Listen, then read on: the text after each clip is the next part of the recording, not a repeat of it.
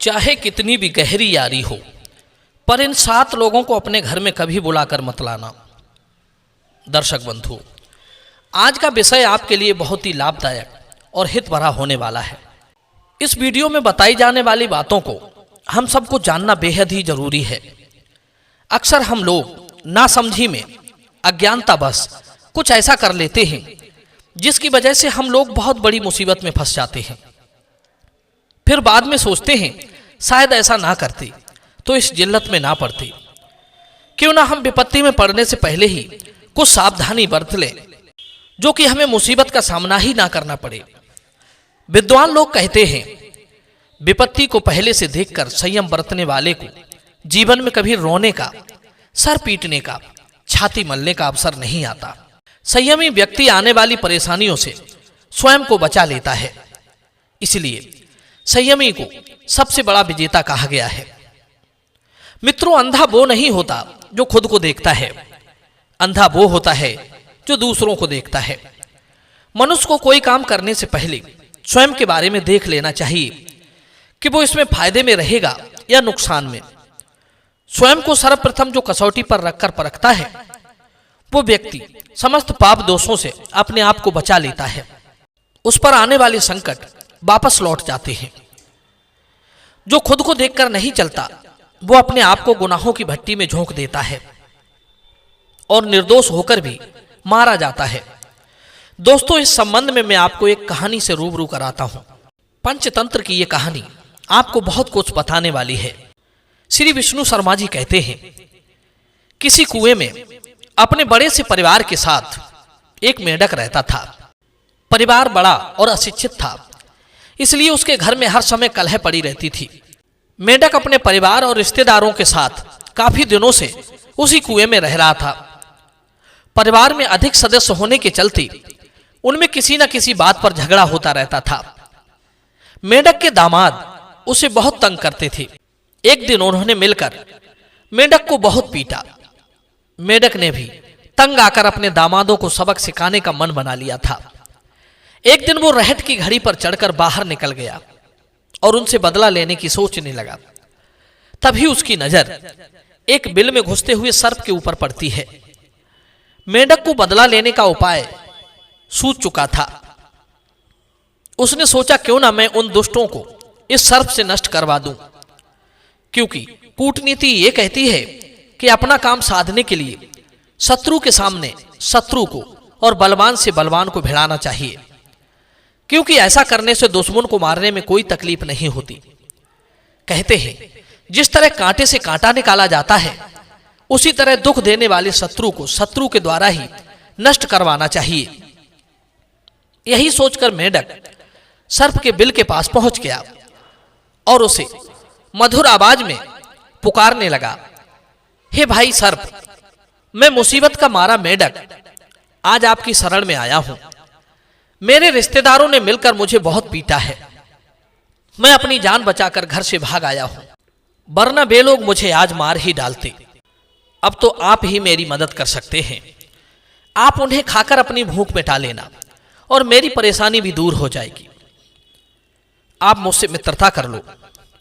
मेंढक की आवाज सुनकर सर्प ने सोचा, पता नहीं मुझे कौन आवाज दे रहा है। बुद्धिमान लोग कहते हैं जिसके शील का, कुल का और स्थान का पता ना हो उसके साथ मित्रता नहीं करनी चाहिए। हो सकता है कि कोई मुझे इस प्रकार बुलाकर बंधन में फंसाना चाहता हो। सर्प ने पूछा, अरे भाई तुम कौन हो, कृपया अपना पूरा परिचय दीजिए। मेंढक कहने लगा, मित्र, मैं एक मुसीबत का मारा गंगदत्त नाम का मेंढक हूं और आपसे दोस्ती करने के लिए आया हूं। सांप कहने लगा, अरे भाई ये तुम क्या कह रहे हो, भला आग और तिनकों की कभी दोस्ती होती है? जिसका जिससे वध होता हो वो किसी भी रूप में उसके पास नहीं जाता, फिर तू इस मित्रता के बारे में कैसे सोच सकता है? मेंढक बोला, क्या करूं भाई, वैसे तो तू मेरा स्वभाव से शत्रु है, परंतु मैं अपने परिवार वालों से इतना परेशान हूं कि वे मुझे शत्रु से भी बढ़कर शत्रु लगते हैं। वो एक कहावत है कि जब सर्वनाश उपस्थित हो जाए और प्राण बचना मुश्किल हो जाए तब दुश्मन को प्रणाम करके धन और प्राणों की रक्षा करनी चाहिए। मित्रों, मेंढक की बात सुनकर सांप ने सोचा कि मैं तो अब वैसे भी बूढ़ा हो चुका हूं, मुझको अब शिकार भी नहीं मिलता है, क्यों न चलकर उन मेंढकों को ही खाकर अपना पेट भर लूंगा।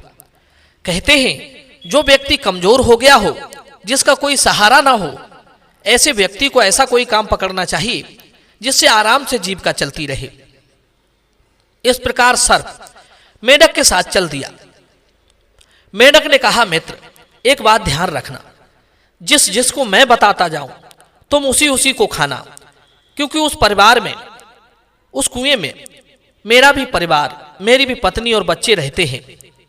सर्प कहने लगा, मित्र तुम चिंता ना करो, आप जिसे कहोगे हम उसे ही खाएंगे। मैंने तुम्हें अपना मित्र माना है, डरने की कोई बात नहीं है, मैं अब केवल तुम्हारे इशारे पर ही काम करूंगा। दर्शक बंधुओं, इस प्रकार मेंढक ने सर्प को ले जाकर कुएं के एक खोखले में बैठा दिया और हाथ का इशारा करके अपने शत्रुओं को उसे दिखा देता था। सैकड़ों मेंढकों को देखकर सर्प मन ही मन बड़ा खुश हुआ। सोचने लगा, इस मूर्ख ने तो मुझे स्वर्ग का सुख दे दिया है। अब तो मित्रों, वो सर्प रोजाना एक दो मेंढकों को खाने लगा। कुछ ही दिनों में उसने मेंढक के सारे शत्रुओं को खा लिया। जब कोई शत्रु बाकी नहीं बचा तो सांप ने मेंढक से कहा, अरे भाई मेंढक, तुम्हारे शत्रु तो मैंने सब समाप्त कर दिए हैं। अब ये बताओ कि मुझे भूख लग रही है, मैं अपनी भूख किसे खाकर मिटाऊं? मेंढक बोला, मित्र अब आप यहां से चले जाओ और बाहर जाकर अपनी भूख मिटा लेना। मेरा काम खत्म हो चुका है, मेरे सारे शत्रु मारे जा चुके हैं। मेंढक की बात सुनकर सर्प मेंढक से बोला, अरे मूर्ख, तू मुझे यहां से जाने के लिए कह रहा है? अब बता मैं कहां जाऊंगा? मेरे बिल पर तो किसी और ने अधिकार जमा लिया होगा। अब तो भलाई इसी में है कि तुम मुझे यहीं रहने दो और अपने परिवार में से ही मेरे खाने का प्रबंध करते रहो, नहीं तो मैं सबको खा जाऊंगा। मित्रों, मेंढक बेचारा बुरी तरह फंस गया था। वो अपनी भूल पर पछता रहा था। सोच रहा था, काश मैं इस सांप को यहां ना लाता। अब तो मेरे और मेरे परिवार के ऊपर ही संकट आ खड़ा हुआ है। अब मैं इसे मना करूंगा तो ये सबको खाएगा। इससे बचने का अब तो एक ही उपाय है कि इसे एक मेंढक रोज खाने को देता रहूं। किसी ने सच कहा है कि अपने से अपार ताकत वाले शत्रु के साथ जो मित्रता करता है वो स्वयं ही जहर खाता है, इसमें कोई शक नहीं। मेंढक सोचने लगा कि जहां जिसका सब कुछ जाता हो, वहां अगर थोड़ी सी चीज देकर अगर बात बनती हो तो दे देना चाहिए, क्योंकि जोरावर व्यक्ति के मांगने पर जो निर्बल पुरुष दान भी मन से नहीं देता है, बाद में वो सब कुछ ही छीन लेता है। चतुर व्यक्ति वही है जहां सब कुछ जाता हो वहां आधे को ही बचा ले, क्योंकि सर्वनाश उसके लिए दुस्सह हो जाता है। थोड़े से के लिए बुद्धिमान पुरुष अधिक का नुकसान नहीं करते। मेंढक भी लाचार होकर अब उसे एक मेंढक खाने को देता था। एक दिन सांप ने अन्य मेंढकों को खाने के बाद मेंढक के पुत्र को ही खा लिया। इस बात से मेंढक बहुत दुखी हो गया और रोने लगा। तब उसकी पत्नी ने कहा, अरे दुष्ट, अब क्यों रो रहा है? तूने तो अपनी जाति को ही समाप्त कर डाला। ये भी नहीं सोचा कि दुख के समय अपनी ही जाति के लोग काम आते हैं। कहते हैं जैसे गंदे कपड़े पहनकर चाहे जहां भी बैठा जा सकता है, उसी तरह आचार भ्रष्ट मनुष्य अपने बचे कुचे चरित्र की भी रक्षा नहीं करता। पत्नी कहने लगी, अरे मूर्ख, अब रोने से कोई फायदा नहीं, इसलिए यहां से भागने में ही भलाई है। इतना कहकर मेंढक वहां से भाग निकला। उधर जब कुएं में एक भी मेंढक नहीं रहा तो सांप को भूख लगी। उसने उसी खोखले में रहने वाली एक गोह से कहा कि देखो बहन, हमारा भोजन खत्म हो गया है।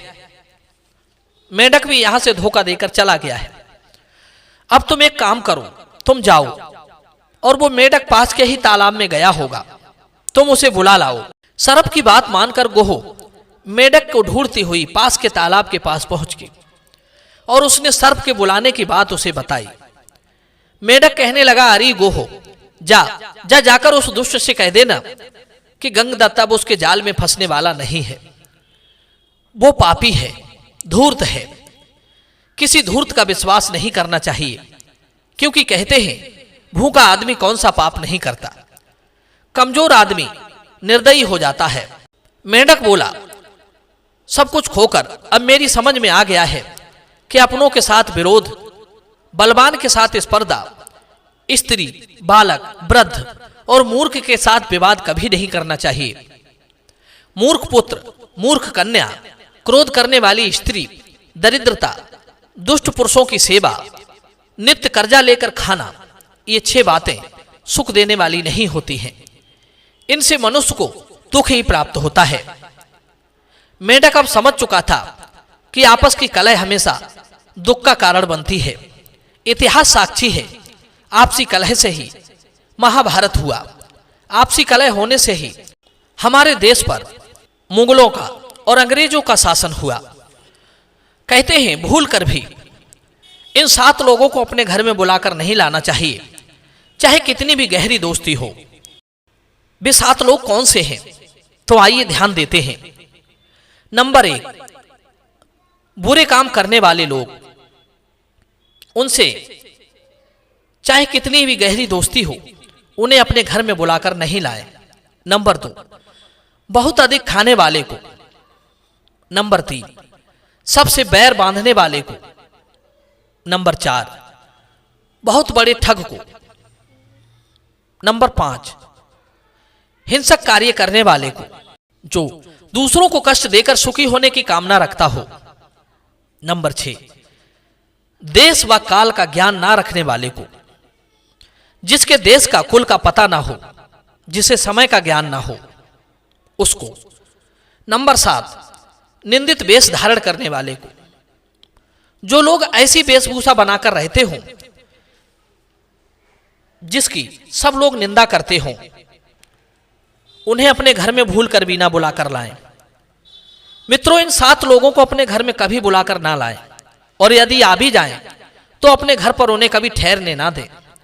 ऐसे लोग आपको भी हानि पहुंचा सकते हैं, और फिर कहीं आपके घर पकड़े गए तो आपको भी उसी दोष का दोषी मान लिया जाएगा। पापी, दुराचारी, अत्याचारी को शरण देना भी उतना ही बड़ा पाप होता है जितना कि उस करने वाले का। कहते हैं दुष्टों के साथ रहने से सज्जन भी उसी तरह नष्ट हो जाते हैं जैसे सूखी लकड़ी के साथ मिलने से गीली लकड़ी भी जल जाती है। इसलिए ऐसे लोगों से कभी कोई संबंध ना रखें, ना उनके साथ जाएं, ना अपने घर बुला कर लाएं। ऐसे लोगों से हमेशा दूरी बनाने में ही भलाई है। दर्शक बंधु, यदि बात सही मालूम पड़े तो वीडियो को लाइक करना और चैनल को सब्सक्राइब करना। मिलते हैं अगली कहानी में, अगली वीडियो में। आप सभी का बहुत बहुत धन्यवाद। जय श्री कृष्ण।